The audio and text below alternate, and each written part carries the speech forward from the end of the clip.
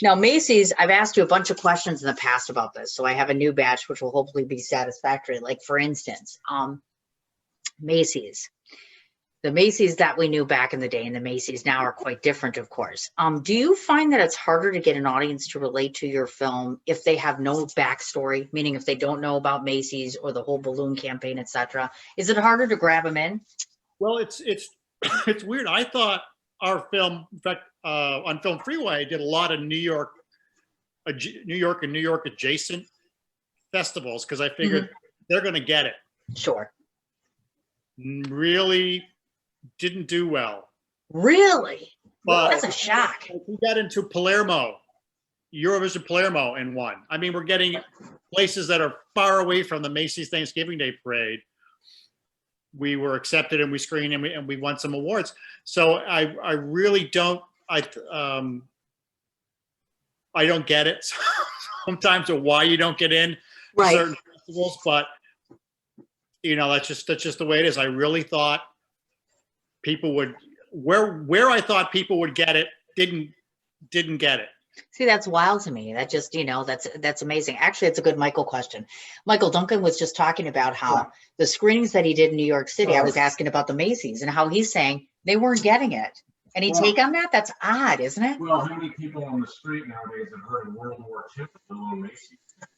Well, yeah, I suppose, but Macy's is a New York-based thing. I guess that's why I was asking that. Like, I mean, everybody knows about the Macy's thing and the rubber thing and all that, right? I'm like, it doesn't make any sense, and it's shocking. In New York, call it the Macy's Day Parade, not the Macy's Thanksgiving Day Parade. Sure. They call it the Macy's Day Parade. Mm-hmm. It's a big deal. Right. And, but you never know. I mean, I just did it because I wanted to, I thought it up and wrote it and got it done because I wanted to do it. So hopefully, people enjoy it who get to see it. Have you ever written, I didn't get to ask you because I know you do a heck of a lot of writing and probably even more than I do right now. Have you ever written a project that you write from the start or said to yourself, I'm going to write a slew of projects that are specific to black and white? Because I'm always nagging people about why isn't everybody doing 35 millimeter black and white? Because I'm a big preserver of that sort of thing. So have you ever had a stint where you're like, I'm going to solely write black and white and completely from start to finish insistent on that outside of Macy's, of course? Well, so yeah, Macy's the only one that from the start to finish, I saw it in black and white. I mean, I actually dreamt it and then in black and white. I dreamt in black and white like a dog supposedly does or whatever. And got up and wrote it because I saw it as a newsreel. I have another project I did a few years ago. It was a TV pilot for a kid's educational history thing where every episode, a kid will be thrown back in time for a day and then come back, and it's the last 70 years or so. So they when they get back, there's still people alive. Now, alive then. So it's like maybe they were just kids then, but I was like, hey, grandma, grandpa, next door neighbor lady, I want to hear about the Freedom Ride, the World War II, the space program, whatever it is. And the idea was to do the back in time stuff and give it the feel of film. Of that period, whether it's a saturated color from the 60s or whatever. And the first one we did, the kid goes back to World War II. It's called Half Pint. And we thought about doing it in we made the mistake, we shot it in color, just like everything else. And then trying to translate it back to black and white is a whole nother process. That's why we did Macy's. We shot it in black and white. So I'm not a tech guy, but this is what as it was explained to me. If you're shooting in black and white, there's only so much, or say, bandwidth or data per frame that your camera's recording. And if you're recording that in color, you're using up a lot of that data for color, for blues and greens and yellows. But if you're shooting just in black and white in that grayscale from white through to gray to black, that's all your data is concentrating on just that. And you get a much richer, cleaner black and white than if you try to translate it later. I gotcha.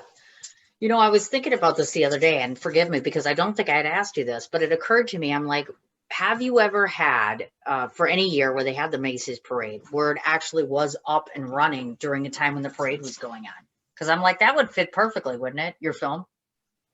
I couldn't find footage that we were allowed to use. Okay. For instance, if you look at when Roosevelt is talking, that speech, I could use the audio, but I could not. The only place I could get the quality images is from the Roosevelt Library, and they would only allow it for educational purposes, not for entertainment purposes. Okay. But I could get the audio, so that's when I decided to go from clip to clip of people listening to the radio. A lot of it was archival, but we had the school room, the living room, some of it was stuff that we shot. And you'll see a shot of Roosevelt when he says, "Enough rubber to win this war," and he's at the microphone. We found a clip of him speaking to one of the Democratic conventions, and his lips were, and we kind of put it where his lips would sort of match what was being said. Gotcha. Even though he wasn't, that's not what he was saying at the time. I gotcha. I see. You know, it got me to thinking too, because most filmmakers are people that indulge in being producers, etc. Talk a bit about this component of it too, which I find fascinating. It must have taken you hours and upon hours to do the research and go through the rigors of, let's say you find something like you're quoting Roosevelt, etc. When you have historical things, not only is it, I'm imagining, difficult because you have to research everything, but do you have to reimburse people for these sorts of things? I don't think people realize when they start looking into doing movies, you know, is there a monetary cost when it comes to utilizing footage, finding this stuff, etc., or is there a limitation? Is there a law relative to this? I'm not 100% clear on that. Well, most government films are pretty much, are public domain. Oh, gotcha. That's right. Okay. You can go to NASA and get music. You can use, in fact, our music was from the U.S. Navy band. Oh, gosh. Okay. Permission. They said, yeah, you can use it because it's a government thing. The only thing is if, like, they played a song written by Burt Bacharach or Katy Perry that's still under copyright. Then I couldn't use it. But if they're playing classical music or whatever it is, that's in the public domain, and their performance is also in the public domain. So I still asked, and I have that email saying, yes, you can use it. We bought footage from Critical Past because there is stuff that I could get for free, but the quality was very bad. It's like someone took an old 16mm print, projected it on a sheet, and then filmed it with a video camera. You know, it was really bad. So we wanted the best quality we could get because we can make things look a little distressed if it's very good quality. But if it's bad quality, you can't make it look better. Got it. Okay. I see.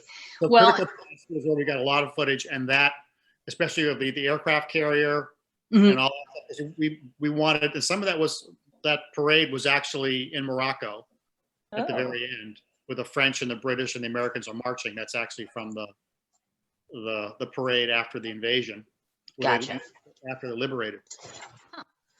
I'm sitting here listening to Duncan, and I'm thinking to myself, didn't he just admit how non-tech he was? But doesn't he just sound like he's incredibly techy? Like he's totally getting everything he's talking about. And I'm just sitting here like, what the hell is he talking about? Because I don't get any of this. I mean, I've studied enough where I'm like, I get it.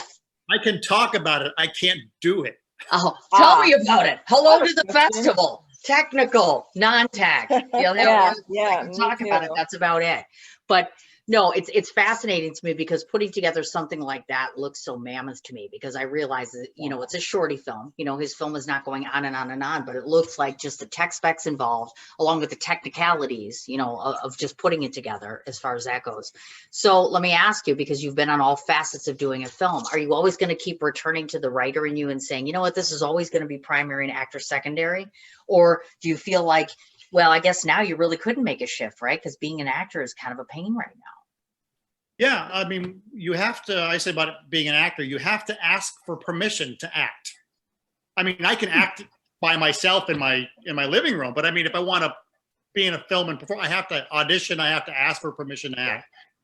Writing, you do not have to ask permission. You can just do it. Yes. Oh, absolutely. And move people, I think. You know, cinema, in some ways, to me, I feel moves people in one way and writing affects them in another way. I think every format or forum has a different way of affecting people. When you set out to do Macy's, was there opposite? I mean, was it hard to find people to collaborate and partner with? Because I can imagine that concept may not have been, you know, a simple sell. Or was it? Some aspects were. I got my editor, Al Chin, is a professor at RISD, the Rhode Island School of Design. He teaches film, and he said he'd love to do it. Something different to do. Of course, I didn't have his commitment schedule wise to whenever I needed him. It was whenever he could fit me in. So things would take time, and we had a problem with we were editing on Adobe because we had Stephanie Esser who did those drawings, and then another woman, Julia Snyder, who did the Adobe 2D animation and put them into our black and white film, and then she had to make them. It was really tough to do because the balloons that were over the ships are sitting on the ocean, and the balloons are tethered to the ships, and the ships are at different distances, and the balloons would be at different distances and different sizes. And if the ship below it was out of focus, she would make the balloon above it a little out of focus to sort of match. Yes. So it would look like, and because the ships are constantly moving, everything is vectored. Everything is slowly moving. So that was really, really tough. But they came on board, and some they did. Some stuff I got in trade. Some stuff I had to pay for. Sure. But it was great. It was a team effort. As I said, as a writer, I'm the guy that says, I got a great idea. You know what I mean? Let's put on a show in the barn. Yes. But yes. everyone's got to come together. Yes. To put the show on in the barn. You know what I mean? Oh, you betcha. You have a good idea. It's another thing to have to make it happen. So I said, filmmaking is a team sport. There's no, Oh God, yeah. There's no I in team, as we all know, obviously. Now, looking back at this film, because you didn't just do this yesterday, the one thing that you find that audiences take away most from your movie is what? I haven't really asked audiences that because I've been screening at virtual film festivals. Well, we have an audience here, kind of. Girls, what do you think? I'll get your take. What do you take away from it? Well, I didn't know about all the rubber stuff. That I didn't either. That was news like, to me. Yeah, that was like an education for me. I was like, oh, I didn't know that. That they contribute that to the war effort. And Macy's was a big part of that, and the helium. I'm like, wow. So I learned something from that. But I was going to say it must have took you such a long time to put that all together. That's a lot of work, and the historical part as well. Just doing your research. We had a tough time finding, match everything up. We had a tough time finding locations, but once we found them, the people there were great. We shot on the battleship Massachusetts, which is in Fall River, Massachusetts. So when you see the sailors up there, unfortunately, we had all these historic reenactors that were going to show up. It rained that day, so a bunch of so I couldn't populate. It's a huge ship, and I couldn't populate as big an area on the ship because it would look empty. So they were pretty much tight and medium shots. I didn't. Yeah. I had to do that, and then the Museum of Work and Culture in Woonsocket, Rhode Island, has in their museum they have a triple-decker working families house or three working families house, and it's decorated to the 1940s. And so that's where we shot the mother, dad, daughter listening to the radio and tuning in the radio. And they have a classroom from a French Catholic school. That's cool.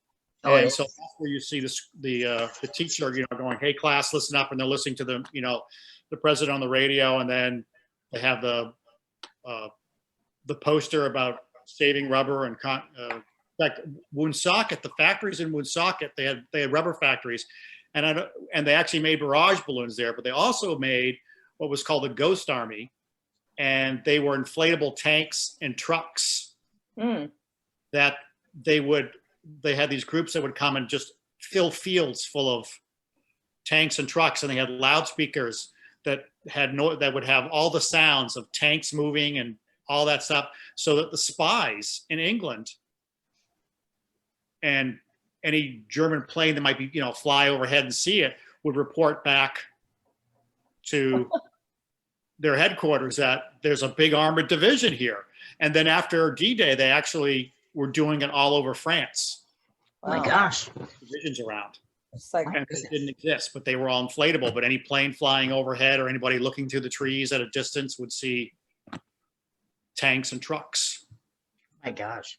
Again, Duncan, Mr. Non-technical. Mr. Non-technical sure sounds pretty I technical. know. Just say, I was throw gonna that out say there, that- Duncan. Yeah. To date, as of today, how are we doing with the Macy's Goes to Award? How many awards? Like 7,800 at this point? No, we got. I have to go back and look because I don't have.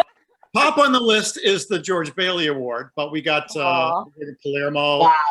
Wow. We're about to a few other ones. We're about to screen in a lot of festivals. Unfortunately, went away. We were accepted, Oh, and then they said, "Looks like we're going to go virtual," and then radio silence. Look, the You want me to go in another room? Boston International Film Yeah, Festival hungry. was supposed to be in April, and then they were going to be in September. But they said, "Well, haven't heard a thing." I go to the website, no one's replied to me, so I don't know what's happening. oh no. That festival. But I can understand it's tough. I mean, they had the rug pulled out from under them, and Boston is really cracking down on venues. Sure. Oh, I'm So sure. it's really hard on them. You guys, I was so amazed with your other festival because that was closest to quarantine. You know what I mean? Mhm. You're 6 months out, you got time to plan and pivot. But if you got like, you got 2 weeks to, you and Michael to like make it happen. Aw. I know. A Herculean effort.